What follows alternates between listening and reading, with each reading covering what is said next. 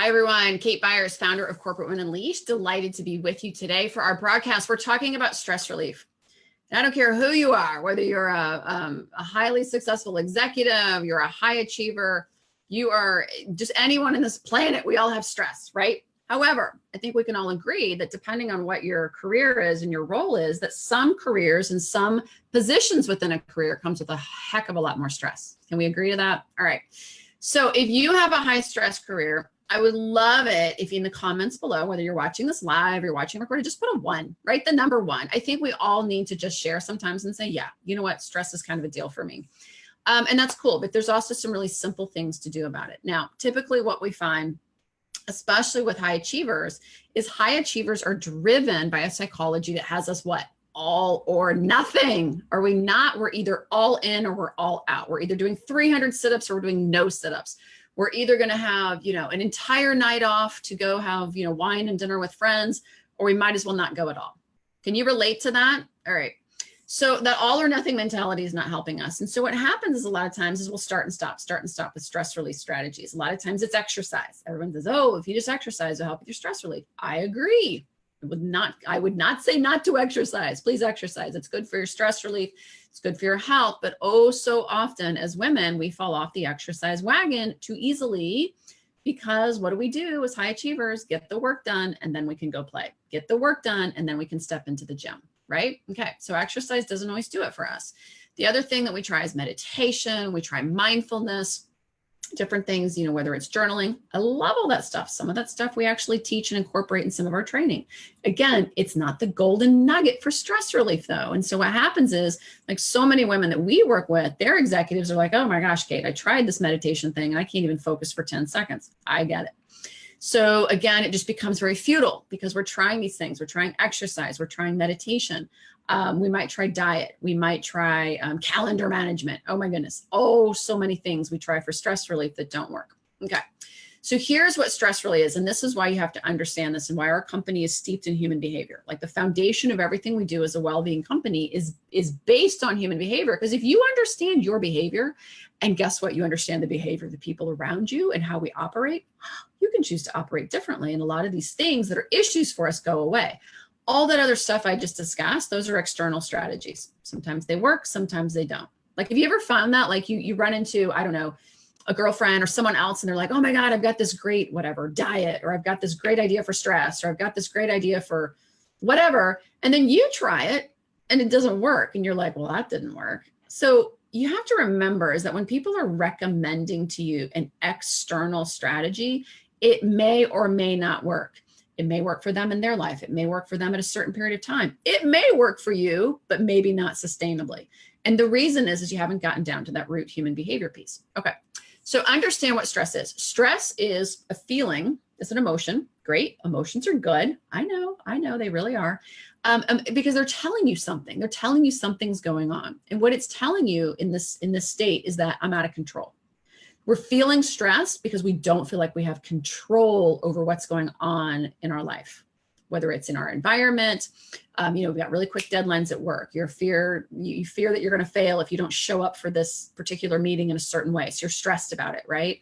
You're now at a level where you have a seat at the table and you're afraid that everyone thinks, or you're not afraid, but you're concerned that everyone thinks that maybe you don't deserve to be there. Like, so what it is it's a feeling of, I don't have control. So what do you think the easiest way to fix stress is? Gain control. Okay, so how do you do that? Well, 9 times out of 10, it's inside of you. Because a lot of those things I just talked about, whether it's a fear of failure, a fear of being judged, a fear of losing your place at the table, fear, like if we don't like the word fear, concern, whatever, you're anxious about deadlines, you're anxious about not performing in a certain way, you're anxious about getting the workload done, you're anxious about your overflowing email box. All that is, do you guys get it? Do you see that? It's all about control. Okay. And so what happens is in the younger years of our career, we are running around like chickens with our heads cut off, trying to prove ourselves. I'm valuable. Promote me. I'm worth the extra money. Give me more money. I need to get out of my parents' basement apartment. You're competing because when we first come into our career, it's you and a pack of 50 that you're competing against, and versus in the senior years of your career, it's like you and a pack of 5 or whatever. So you're trying to prove yourself. You're trying to be noticed, right? And you're working really, really hard. And so all those things we talked about are important to you because it's the best way for you to what? Meet your human needs. I need more security. I need more promotion. I need more protection. Now, all of a sudden, you're 10 years into your career. You're 15 years into your career. You're 20, 25 years into your career. Guess what happened? We've established habits, especially high achievers, driven women establish these habits of just driving, proving. And then we have the cultural pressure of you better get your seat at the table and you better keep your seat at the table. Oh, but by the way, you need to be an amazing wife. You need to be an amazing lover. You need to be an amazing girlfriend. You need to be an amazing mother, blah, blah, blah. And so we're stacking all this stuff on us and we're not changing how we operate. So we're still like operating from that junior level of like, oh, I hope all these good things happen to me. And so we're still operating from the state of maybe let's call it false confidence, call it imposter syndrome, call it fear, feeling, just whatever you want to call it. It's just a feeling of, I don't really have control over the situation. I might lose my place at the table. I might not get my bonus. I might be seen as a poor leader. I might have a poor reputation, whatever all these things are. So the way to combat stress so that you can go through life feeling fulfilled, feeling calm, not feeling anxious, so that you can go from your career with all the expectations it has on it and just flow into your personal life is to establish control. How do we do that? We operate differently. How do we operate differently? We become an influencer, okay? Influencers, and you'll notice there's always like a couple at every place of employment. I don't care how crazy the places you are. Do you ever notice there's always that one or two people that seem to just kind of flit in and out of meetings, that seem to just float effortlessly to home, and they volunteer at the opera club and they take their kids to all their soccer games or, whatever it is. And they just seem to like do it. That's what it's like to be an influencer, right? Because they're not upstairs constantly thinking, oh my God, what if? Oh my God, what if? Oh my God, what if? Oh my God, what if? So the way to get rid of stress, I mean, granted, go run on a treadmill, but run on a treadmill for your health, not just for stress relief, is to regain control of your life. Is to regain control of your environment, is to influence the environment so that you have flexibility, you have control, you have clarity, you have confidence. You're absolutely confident that whatever you're doing in your career is what you need to be doing. You've got your eye on the right ball, that people do feel like you're valuable because you are valuable for who you are, not what you do. And yes, you get the results. Obviously, we're all paid to get results. There has to be a result at the end of the day. You can't just walk around in a beautiful navy suit and have people love you. But those results don't have to come with suffering. And if you're operating like you did as a junior executive, I promise you're suffering and you have fear and you're worried. What if, I leave an hour early? What if I go to the gym at lunch and they see me? What if I don't get on that airplane? What's everyone going to think about me? That's where the stress is coming from. And so stress is a biological and psychological reaction to feeling like you don't have control. Now, what happens if you don't have control? Eventually what happens is we go into a state of anxiety. Okay. A state of anxiety is there's something I could be doing and I'm not doing it. And so what's happened is the stress has elevated within your psychology and your psyche. And now it's like, oh my God. And that's why we work with a lot of executive women that have this underlying like current, if you will, of anxiety. It's like, even when they're home, even when they're at the gym, even when they're, having a dinner party or whatever, there's always just this sense of something's not right. Something's going on, something, there's just like this agitation.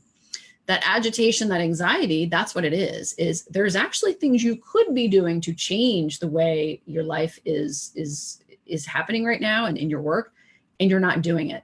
And a lot of times it's because you have a blind spot. Again, habits and behaviors, we don't see them. We do not see them. And so what your body is trying to tell you is there's something that needs to change here and you're not doing anything about it. So we go from stress to a level of anxiety.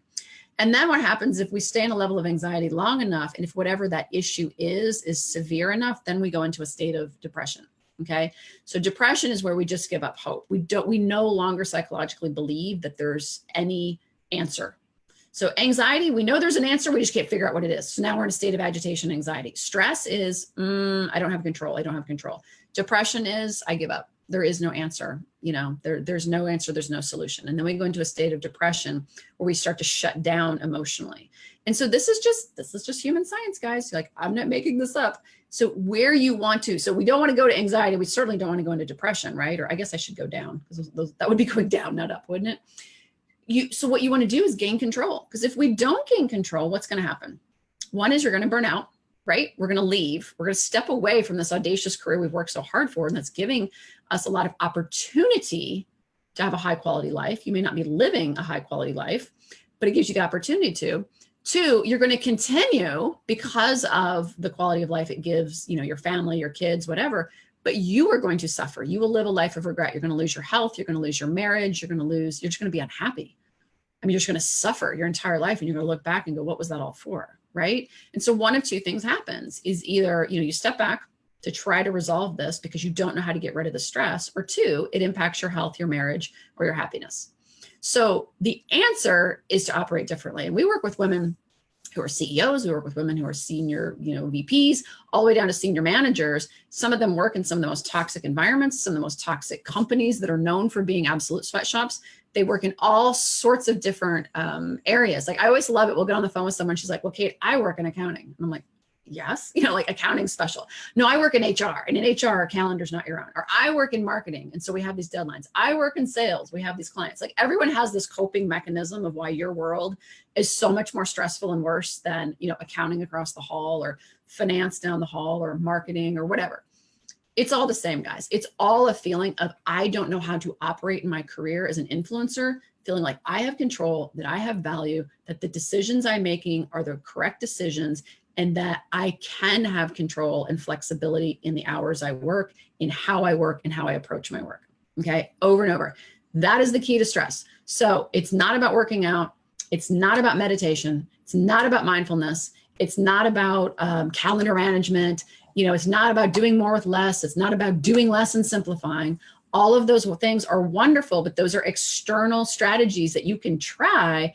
But until you really address this at the base, it's not sustainable. It'll get you by for a few months. It might get you by for a year. It might get you by for a couple of weeks.